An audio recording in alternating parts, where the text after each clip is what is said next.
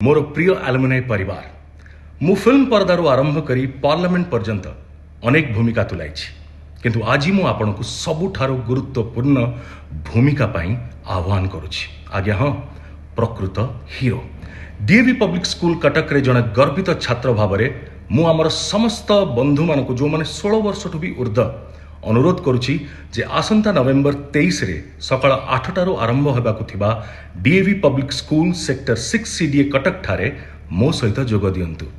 एहा केवल एक शिविर नुहे, एहा हेउछि दयार एक महासमर जहाँ सुंदर हृदय थिबा प्रत्येक व्यक्ति पई खोला अछि। आपणकर गोटे रक्तदान अन्य कहार जीवन कहानी रे एक हीरो को क्लाइमैक्स लिखि पारे। मु सेठारे रहिबी। मोर आपण मानको विनम्र अनुरोध रहिला, केवल इतिहास को देखंतु नहीं आज्ञा, जीवन रक्षा करथिबा सेही जीवन रेखाटी पलटि जांतु। आसंतु एहाकु सबुठारु बड़ मानविकतार कार्य रे परिणत करिबा। रक्तदान करंतु एवं विश्वर प्रकृत हीरो हुंतु। आपणक अपेक्षा रे मु रहिली। देखा निश्चय। जय जगन्नाथ। वंदे उत्कल जननी।